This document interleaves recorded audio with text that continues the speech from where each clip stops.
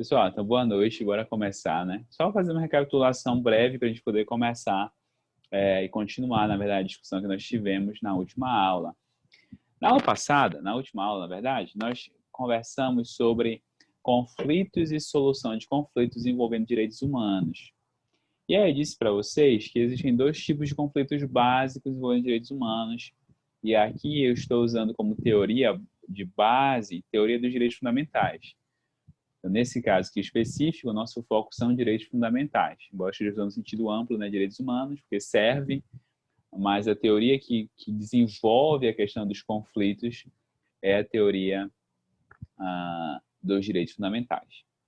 Existem dois conflitos básicos. O primeiro conflito é quando um direito fundamental ele se confronta com o interesse público. Então, você tem um interesse público, você tem um direito fundamental, e eles estão em choque, e eu preciso encontrar uma saída, uma solução para esse conflito.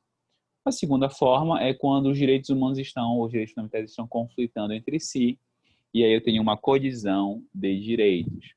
Na aula passada, a gente viu as formas que nós temos para resolver esses conflitos, o item 2, e aí eu disse, normalmente a legislação, ela dá uma solução para isso. Normalmente a legislação tenta encontrar um caminho ali que resolva esses casos, mas isso nem sempre acontece.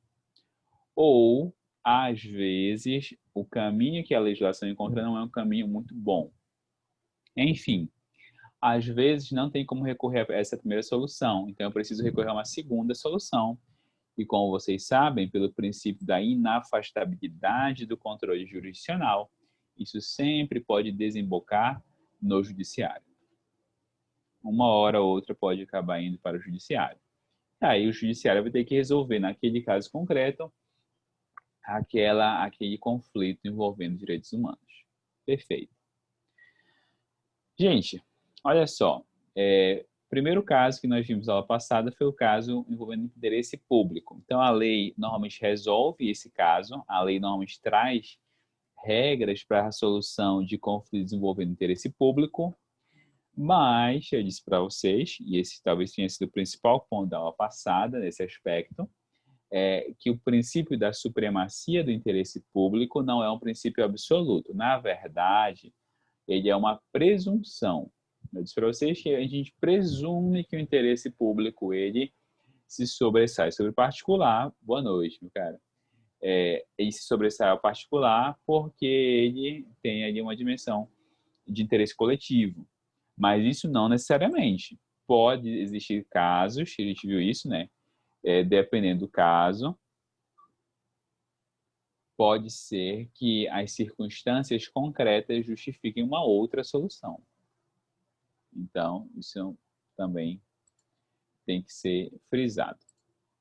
Bem, hoje nós vamos continuar especificamente vendo a questão do conflito ou da colisão entre direitos fundamentais. Gente, primeiro ponto. Opa, foi isso. Boa noite, Elaine. Primeiro ponto, gente. A gente só pode falar de colisão de direitos fundamentais quando em uma situação concreta, em um caso concreto, eu tenho direitos que se contrapõem e que levam a soluções opostas. Eu vou desmembrar esse conceito. Mas a ideia de colisão de direitos fundamentais é, dentro de um certo caso, aqueles direitos eles estão em choque. Ou seja, eu não tenho como aplicar os dois direitos ao mesmo tempo. Por que não tenho? Porque eles levam caminhos opostos. Então, eu vou ter que aplicar um ou outro. E aí eu já vou antecipando, né? A gente vai ver. Eu vou precisar restringir um ou o outro para eu conseguir encontrar uma solução. É esse o ponto. Eu preciso tentar encontrar aí uma solução e esse caminho geralmente envolve ali um tipo de restrição a um deles. Bem, primeiro ponto. Só existe colisão de direitos fundamentais quando as duas condutas, duas ou mais, estiverem amparadas por algum direito fundamental. Se uma delas não estiver, não há conflito de direitos, já tem a solução. Então, eu sempre trago um exemplo. Vamos supor o seguinte, deixa eu pensar quem aqui. A Glória. A Glória, ela é diretora de cinema. Não, diretora de teatro. Ela é diretora de teatro. A gente é teatro alternativo. Então, ela faz umas peças meio alternativas. Às vezes o pessoal não entende e tal. Mas a Glória tem como grande objetivo ser uma grande diretora, muito conhecida, de teatro.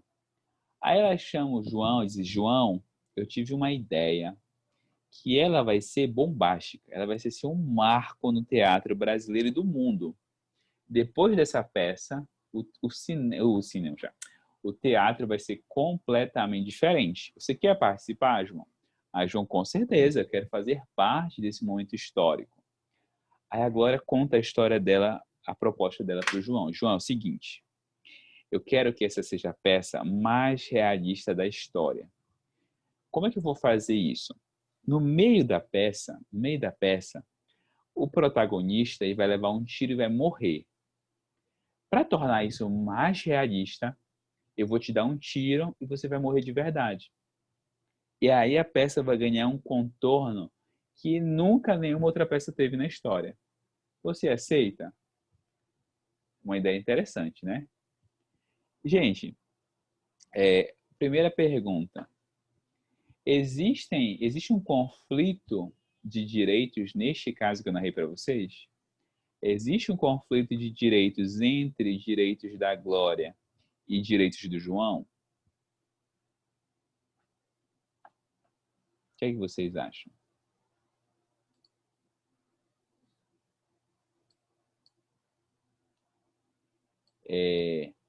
Só vai existir conflito se tanto a Glória quanto o João, neste caso, tiverem direito a fazer isso. Ok, o João tem direito à vida, isso é pacífico. Mas a Glória tem direito a, no curso de uma obra de arte, de uma peça de teatro, matar alguém? O direito à liberdade artística inclui matar alguém? Não. Então, nesse caso, não tem conflito. Por que não tem conflito? Porque, nesse caso, a Glória não tem direito a fazer isso. A liberdade artística não assegura isso. Então, nesse caso, já está resolvida a situação. Tem que proteger o João. Porque, nesse caso, é só o direito dele que existe. Estão entendendo? Eu só posso falar de conflito se todo mundo tiver amparado pelo direito. Se alguém não tiver amparado, não tem conflito. Tá bom? Então, essa é a primeira grande condição. A gente tem que ficar muito atento a isso, tá bom?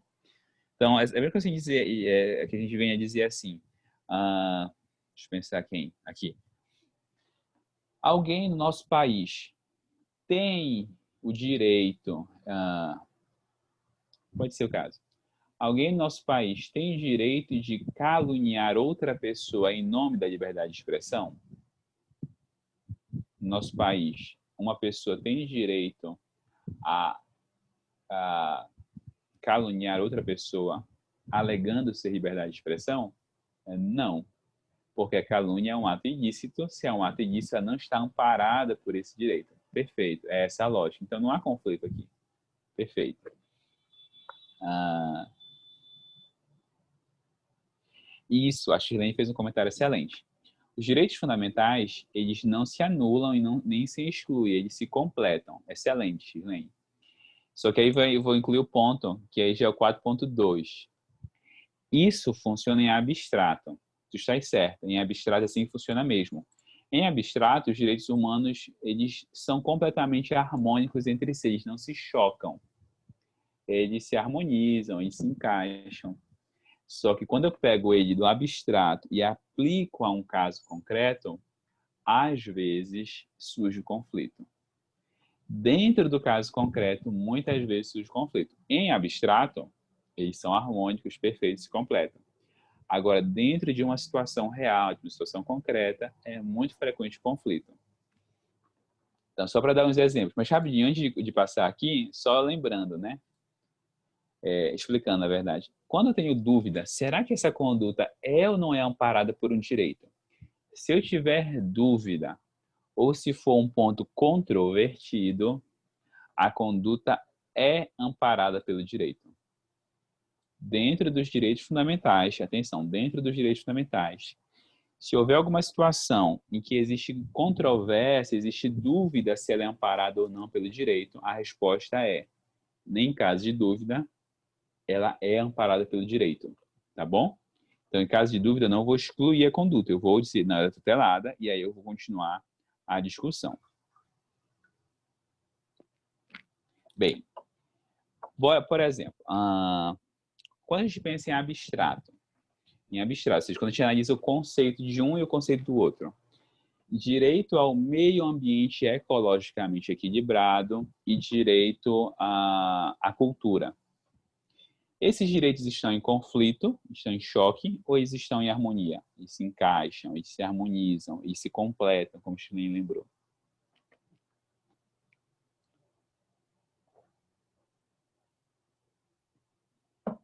Teoricamente, abstratamente, eles são harmônicos, perfeito. Mas vocês já ouviram falar de uma festa, não sei se é uma festa, é uma festa típica, chamada vaquejada? Já ouviram falar dela? Sim, lá em ambiental esse é um caso emblemático, né? Quem é que sabe o que é a vaquejada, mais ou menos? E queira comentar com a gente, né? Cadê É o como pessoal se, do meio ambiente? Pode falar, pode falar.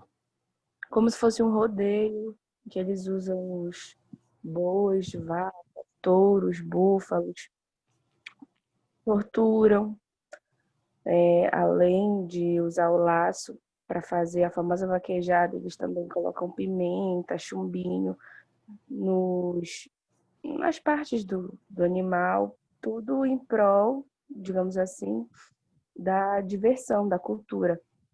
Tudo para Isso, interter aquelas pessoas de determinada região que já estão acostumadas com aquilo. Realmente é visto, muitas das vezes, como um patrimônio cultural de certas cidades, principalmente das cidades mineiras ou também das cidades sulistas. isso mesmo. Então aí você tem aí um tipo de rodeio mais violento, né? Então normalmente o animal ele é colocado numa situação que fique estressado, para que aí os vaqueiros tentem dominá-lo, normalmente pelo rabo às vezes, e aquilo ali normalmente é uma atração típica de certas regiões do país. Perfeito. E aí você tem um típico caso de conflito. Então, olha só, em tese, cultura e meio ambiente são harmônicos. Só que neste caso, você tem uma situação de conflito. Conflito entre a cultura e conflito entre o meio ambiente, especificamente aí no que diz respeito à não crueldade com animais. Um outro exemplo, para trazer mais próximo da gente. Vocês já ouviram falar na situação médica dos testemunhos de Jeová? Sabem por que é um caso também delicado? No caso de Por que é um doação de caso? sangue, transplante de órgão, Isso. Transfusão de sangue, principalmente. Isso.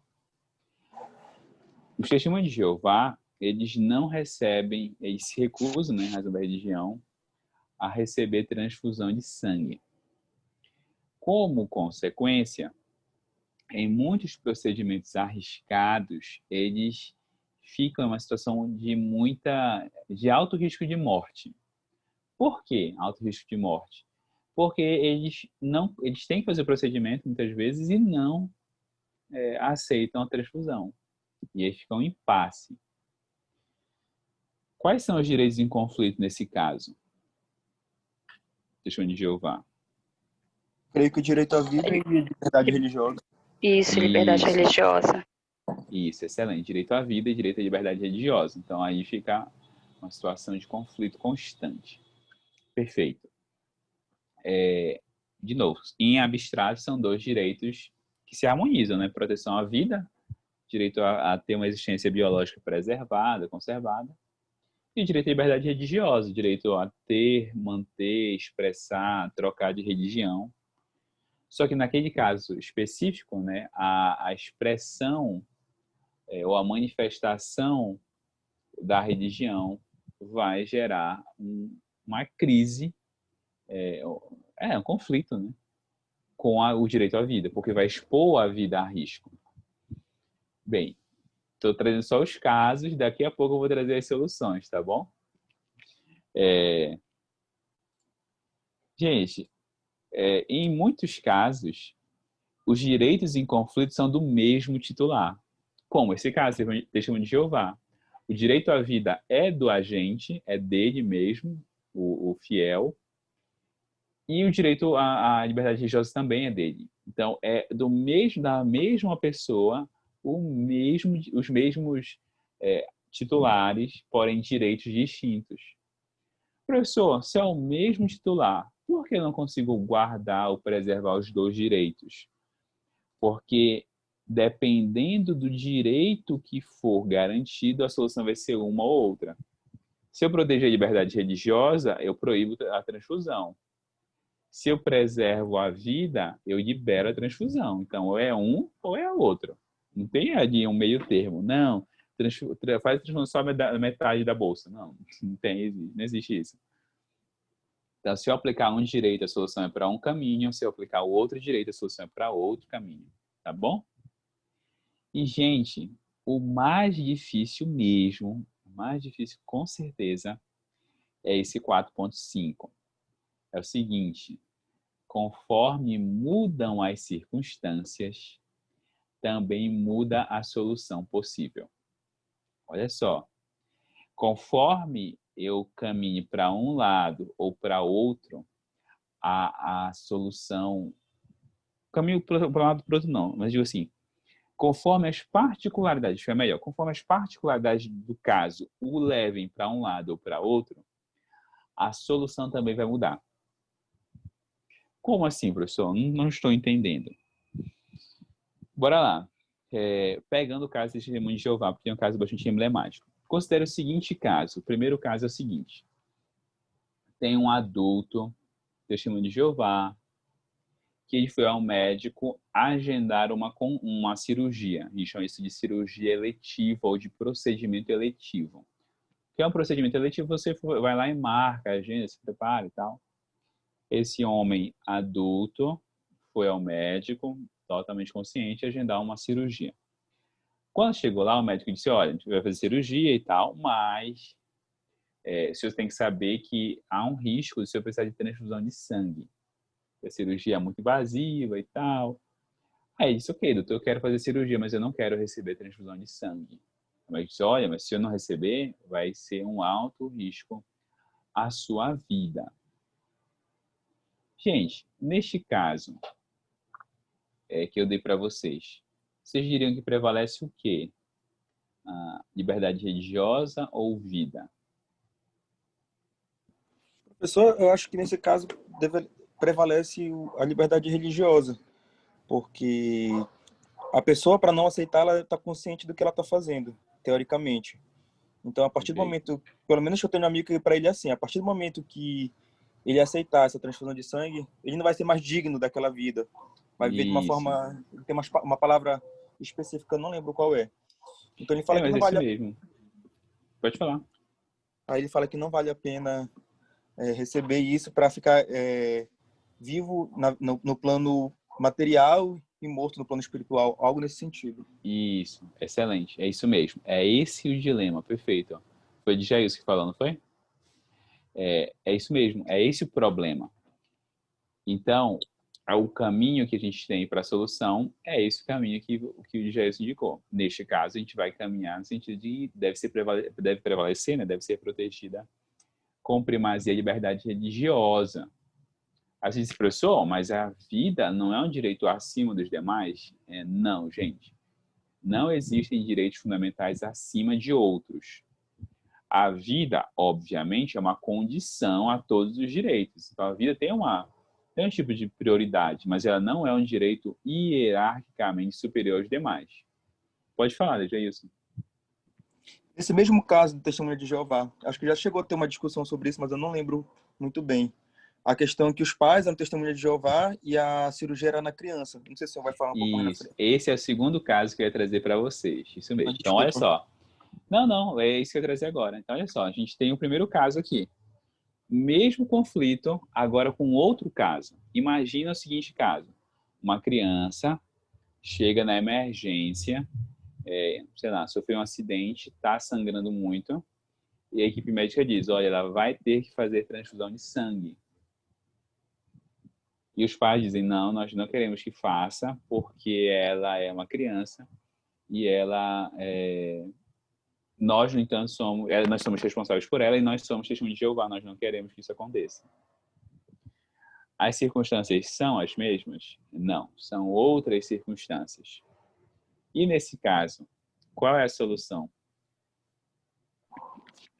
Nesse caso, como não é uma, acho que creio que não é uma escolha consciente da criança, acho que deve levar em consideração a vida nesse caso. Porque não é uma escolha da isso criança. mesmo. A liberdade religiosa, ela pressupõe um tipo de adesão consciente à fé. A criança não fez essa adesão ainda. Então, a criança ela não tem consciência daquela escolha. Por isso, nesses casos, deve prevalecer o direito à vida. Então, a equipe médica faz a transfusão de sangue. Às vezes, pessoal, mas isso... E o poder dos pais sobre os filhos? Sim, os pais têm poder sobre os filhos, só que os pais não têm total disposição sobre os filhos, tá bom? Então, neste caso, tende a prevalecer o direito à vida. Vocês estão vendo? Qual é o meu ponto aqui? O que é que eu quero chegar? A pessoa está querendo chegar aonde com isso, né? Em inglês, diz assim, what's your point? Você quer chegar aonde com isso? Eu quero chegar no seguinte ponto, gente.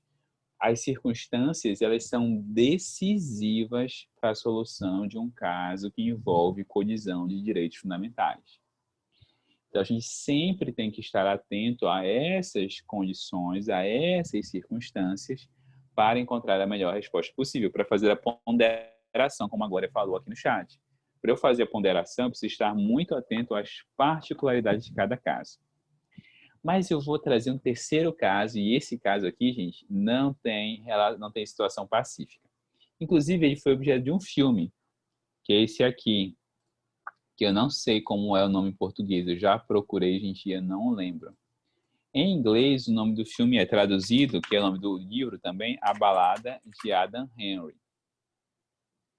Deixa eu ver se aparece aqui em português. Não vai aparecer. Mas é esse filme aqui, A Balada de Adam Henry.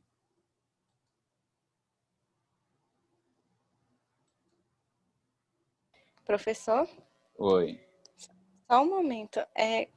Trazendo um pouco a interpretação que o Jason teve sobre um adulto capaz que se nega a receber a transfusão de sangue, como é que vai ficar a criança no seio da sua família quando receber essa transfusão de sangue, ter o direito à vida garantido, mas por conta da religião dos pais, ela pode ser acabando sendo excluída ou alguma coisa do tipo. Aí, como é que pode Excelente. ficar essa situação? Não, excelente pergunta, excelente pergunta. Não tem uma solução, assim, são dilemas. E diz assim, tem uma expressão no direito que chama de desacordos morais razoáveis. São situações extremamente delicadas do ponto de vista moral. São situações que não afetam só o direito, mas eles afetam a vida como um todo, né? A moralidade como um todo. O direito ele vai tender a prevalecer a vida, nesse caso, porque a vida é uma pré-condição aos outros direitos fundamentais. E a criança, ela não teve uma escolha consciente daquela religião. Então, eu não tenho como dar primazia à religião dos pais em detrimento da vida do filho. Mas sim, tu tens total razão. Isso é um risco enorme. Porque imagina que a criança, ela vá no futuro aderir a essa religião dos pais. E aí, digo assim, aderir no sentido de concordar com essa visão de mundo.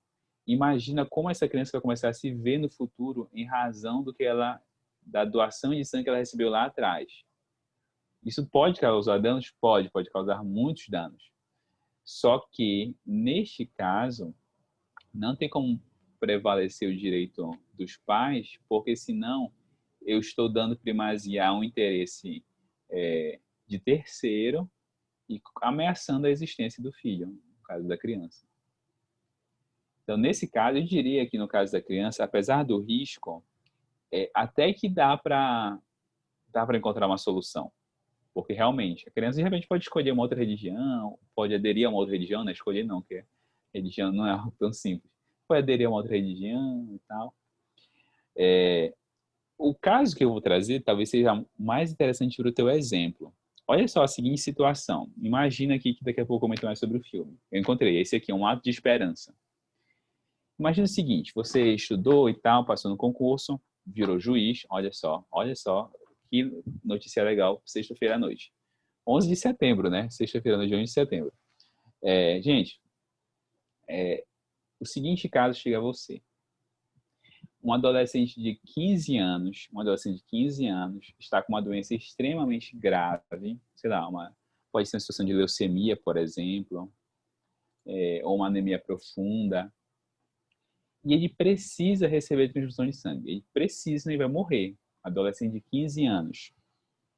E os pais dizem assim, não, nós não autorizamos que ele receba transfusão de sangue porque nós somos testemunhos de Jeová. Só que deu um probleminha. Qual é o probleminha? O adolescente aí também é testemunho de Jeová. Ele disse, não, eu concordo com a fé dos meus pais. E o que o Gelson disse é verdade para mim. Eu acho que esse é um ato indigno. Eu não vou me sentir bem se eu receber transfusão de sangue. Eu vou me sentir indigno. Então, eu não quero receber essa transfusão. Por que é um problemão, gente? Bora lá.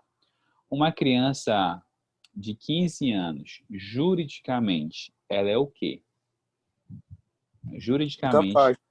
Incapaz. Ela é menor. Não, ela não. Relativamente. Ela é incapaz. Ela é absolutamente incapaz. Não é nem relativamente, ela é absolutamente incapaz. Até os 16.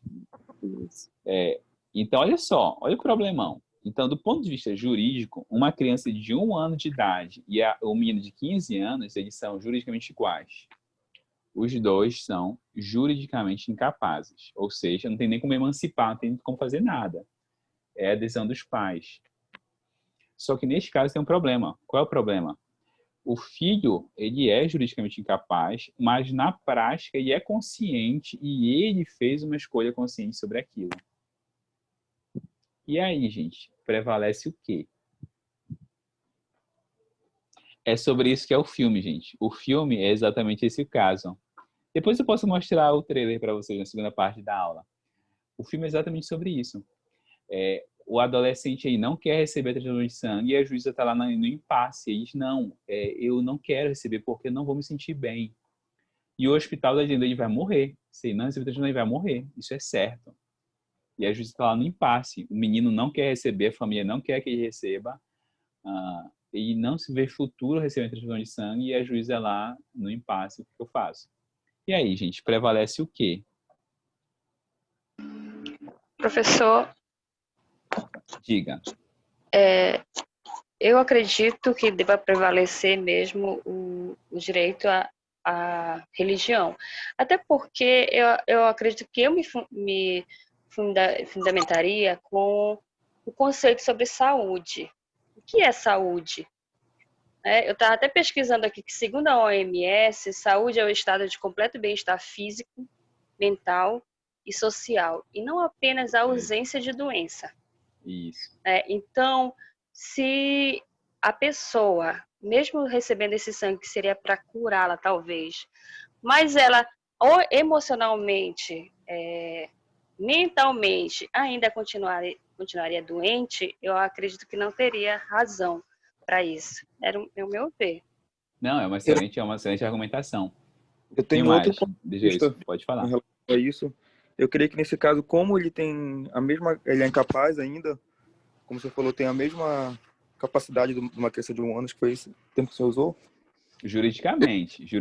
Falando, sim. E creio que como é meio complicado, né, envolver a questão de religião com a questão médica.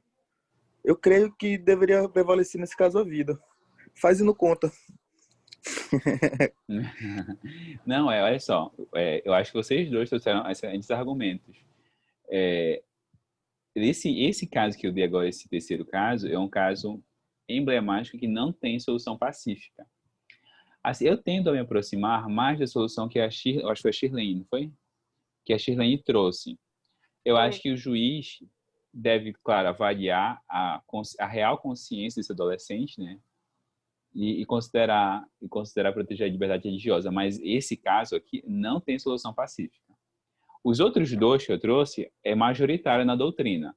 o adulto consciente escolhe, a criança inconsciente recebe a transfusão. Aqueles casos são bem majoritários na doutrina. Agora, esse aqui é uma discussão sem fim, tá bom? Não tem via majoritária, não tem posição majoritária. Embora existam argumentos bons para os dois lados, a Chilene trouxe argumentos muito bons, inclusive, para a liberdade religiosa. Ok?